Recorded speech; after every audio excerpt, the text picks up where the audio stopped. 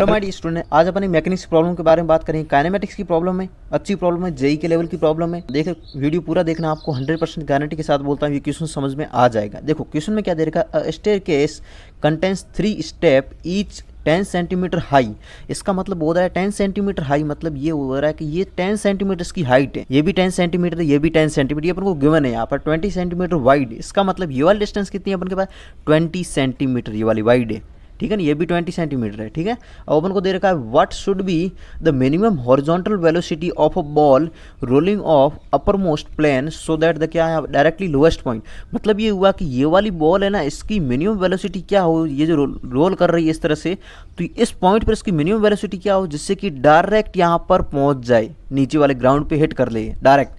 तो सिंपल सी बात है, अपन को क्या करना है, ये वाली बॉल है ना, इसको वेलोसिटी अपन मान लेते हैं यू वेलोसिटी, मिनिमम वेलोसिटी इसकी, तो यहाँ पर ये ऐसे जाएगी। तो इस तरह से मेरे को क्या करना है, इस पॉइंट से इसको क्या है ना पास करवा देना है। यदि इस पॉइंट से ये पास हो गई, इसका मतलब डायरेक्टली हिट कर गई इसको। यहाँ पर ये डिस्प्लेसमेंट कितना है वाई डायरेक्शन में, वो अपन देख लेते हैं। वाई डायरेक्शन में डिस्प्लेसमेंट हो जाएगा अपना वाई डायरेक्शन में, सिंपल सी बात, ये 10 सेंटीमीटर, ये भी 10 सेंटीमीटर, क्योंकि यहाँ पर height 10 centimetre, 10 centimetre plus 10 centimetre, total displacement कितना हुआ, नेगेटिव डायरेक्शन में हो रहा है। क्योंकि देखो आप इस तरह से अज्यूम करो, ये ठीक है ना, ये वाली नेगेटिव डायरेक्शन में जा रहा है, नेगेटिव डायरेक्शन में जा रहा है, तो यहाँ पर हो जाएगा माइनस का 20 सेंटीमीटर डिस्प्लेसमेंट नेगेटिव डायरेक्शन में।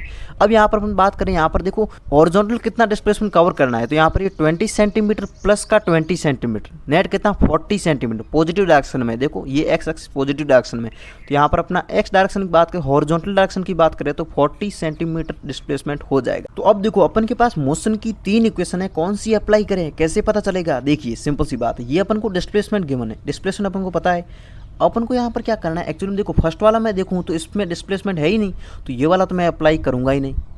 अब इसकी बात करें, इसमें भी डिस्प्लेसमेंट है, इसमें भी है ये क्वांटिटी, तो अब मैं कौन सी इक्वेशन अप्लाई करूँगा दोनों में से। तो देखिए सिंपल सी बात करूँ, यहाँ पर क्या आ रहा है, यहाँ पर टाइम नहीं आ रहा है, केवल ये वेलोसिटी, फाइनल वेलोसिटी है, इनिशियल वेलोसिटी है, एक्सेलरेशन और ये डिस्प्लेसमेंट। तो फाइनल वेलोसिटी दोनों की अलग अलग होगी, क्यों, क्योंकि देखो हॉरिजॉन्टल डायरेक्शन में पहली वेलोसिटी यहाँ पर यू है, और बाद में यहाँ पर इस डायरेक्शन में यहाँ पर क्या होगा, इस डायरेक्शन में हॉरिजॉन्टल डायरेक्शन में कोई एक्सेलरेशन नहीं है, इसका मतलब u तो कांस्टेंट है। तो u कांस्टेंट है तो फाइनल वेलोसिटी यहाँ पर हॉरिजॉन्टल डायरेक्शन में तो कांस्टेंट रहेगी, लेकिन यहाँ पर वर्टिकल डायरेक्शन की बात करूँ तो यहाँ पर v अलग होगी वो, ठीक है ना। इसलिए अपन ये नहीं बोल सकते फाइनल वेलोसिटी दोनों की सेम रहेगी, इसलिए अपन ये वाले भी क्वांटिटी अप्लाई नहीं करेंगे, ठीक है ना। और अपन यहाँ पर ये इक्वेशन अप्लाई करेंगे, क्यों, क्योंकि एक्चुअली में होगा क्या, ये जो बॉल है ना इस तरह से आएगी, तो यहाँ पर हॉरिजॉन्टल डिस्टेंस कितनी कवर कर रही है, यहाँ पर 20 हॉरिजॉन्टल डिस्टेंस यहाँ पर 40 सेंटीमीटर कवर कर रही है, और यहाँ पर वर्टिकली 20 सेंटीमीटर, लेकिन टाइम तो सेम लग रहा है ना इसको।